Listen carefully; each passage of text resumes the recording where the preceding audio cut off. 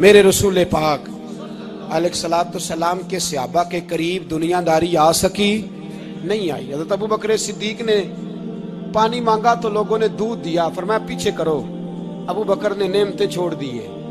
اب ابو بکر وہ والا کام کرتا ہے جو رسول پاک نے کیا ہے، فرمایا نہ دودھ شاید پیش نہ کرو، جو مانگتا ہوں بس وہ دو۔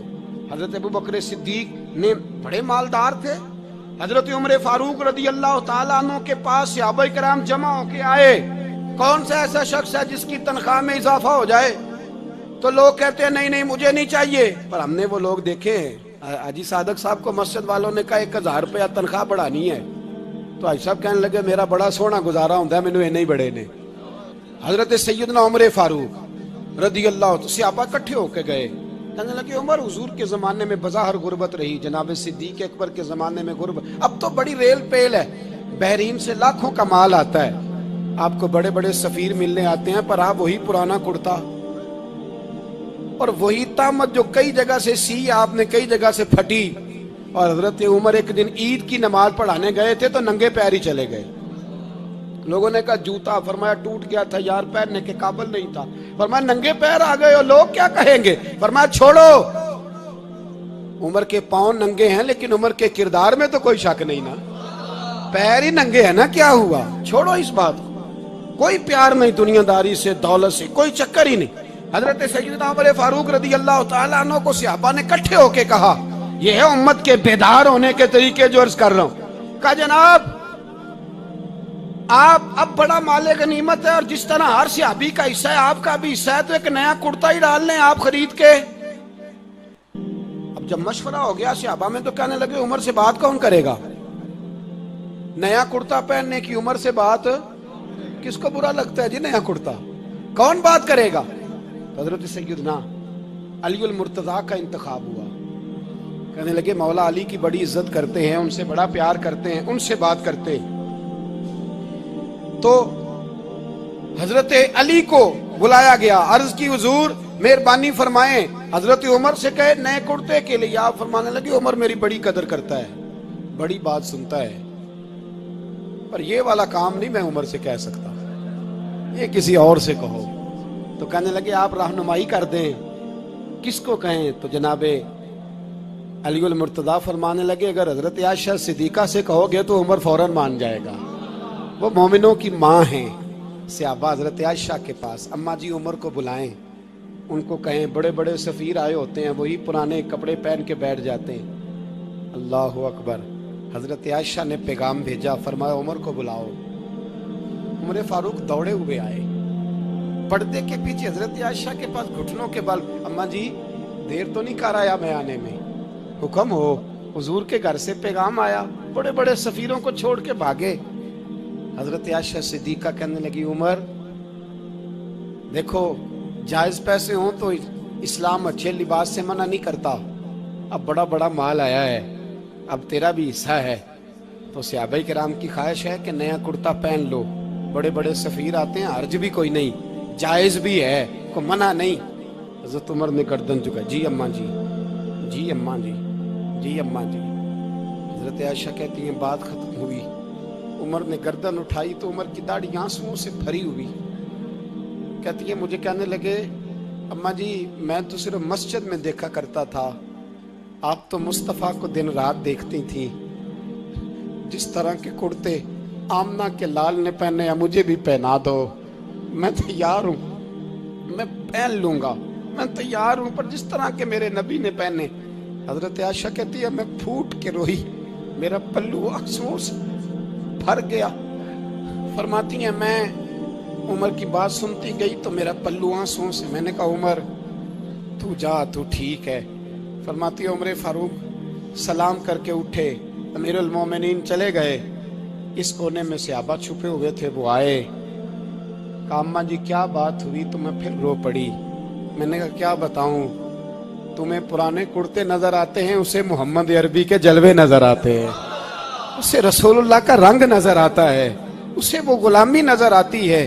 عمر کو دنیا سے پیار، اور دنیا سے پیار نہیں تھا، دعا پتہ کیا تھی؟ یوں جھولی اٹھا کے اللہ مرزقنا شہادتن فی سبیلک وجعل موت فی بلد حبیبک، اللہ عمر کو بسترے والی موت نہ دینا، موت شہادت کی دینا، اور میں میدان میں جا کے نہیں مرنا چاہتا، مجھے رسول اللہ کے شہر میں موت چاہیے، باہر جا کے نہیں، یہی میدان لگے مدینے میں، یہی موت آئے، اسباب بنا، میں مدینہ بھی نہیں چھوڑنا چاہتا۔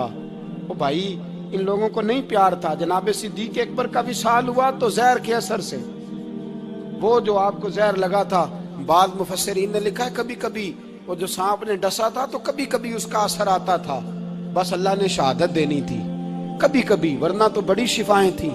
حضرت عمر شہید، حضرت عثمان، جناب علی، امام حسن، امام حسین، علی اکبر، علی اصغر، حضرت عباس، حضرت سعد بن معاذ، حضرت امیر حمزہ، مصعب بن عمیر، میرے محبوب نے تو لسٹ بنائی شہیدوں کی، لسٹ بنائی شہیدوں کی، شہادت سے پیار کیا رسول اللہ صلی اللہ علیہ وسلم کے غلاموں نے، پیار کیا شہادت سے، اسی لیے تو کافر اٹھ نہیں سکا کہ شہادت سے حضرت سعد بن معاذ رضی اللہ تعالیٰ عنہ کو زخم لگ گیا، جنگ سے زندہ آ گئے لیکن زخم ہے، رو کے کہنے لگے محبوبہ سارے شہید ہو گئے، میں ایسے ہی رہ گیا۔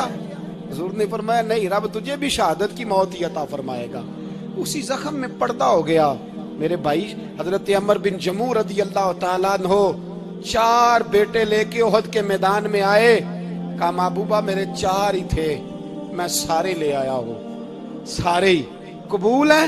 فرمایا ٹھیک ہے، پھر خود بھی زرہ پہن لی، ایک ٹانگ سے لنگڑے تھے، ٹانگ چھوٹی تھی، حضور نے فرمایا تو نے کیوں لباس پہن لیا ہے؟ کہا حضور میں نے بھی تو جہاد پہ جانا ہے نا۔ تو حضور نے فرمایا تیرے 4 بیٹے جو جا رہے ہیں، تو کہا یا رسول اللہ کیا لنگڑے جنت میں نہیں جا سکتے؟ حضور لنگڑے اللہ کو قبول نہیں، میں نہیں جا سکتا۔ تو میرے نبی پاک صلی اللہ علیہ وسلم نے فرمایا نہیں، جنت تو تیرا انتظار کر رہی ہے۔ کہا حضور پھر میں بھی جاؤں گا، بچے جائیں گے تو میں بھی جاؤں گا۔ ایک بی بی احد کے دن 3 سال کا بچہ لے کے گھر سے نکلی، بیویوں کو کہتی ہے میرا خامد بھی بدر میں شہید ہوا، بھائی بھی اور باپ بھی، آج حضور نے پھر بلایا ہے، دل کرتا تھا کوئی جوان بیٹا ہوتا تو میں پیش کرتی، پر اب میرے پاس یہ 3 سال کا ہی ہے۔ بچہ لیا مدینے میں مسجد نبوی میں، حضرت بلال سے کہنے لگی 2 منٹ حضور کا دیدار چاہیے۔ نبی پاک آئے، کیسے آئی ہو؟ کہنے لگی محبوبہ میں شہید کی بیٹی، شہید کی بہن، شہید کی بیوہ ہوں، میرے پاس اب جوان تو کوئی نہیں، یہ 3 سال کا ہی ہے۔ حضور نے مسکرا کے فرمایا یہ کرے گا کیا کرے گا؟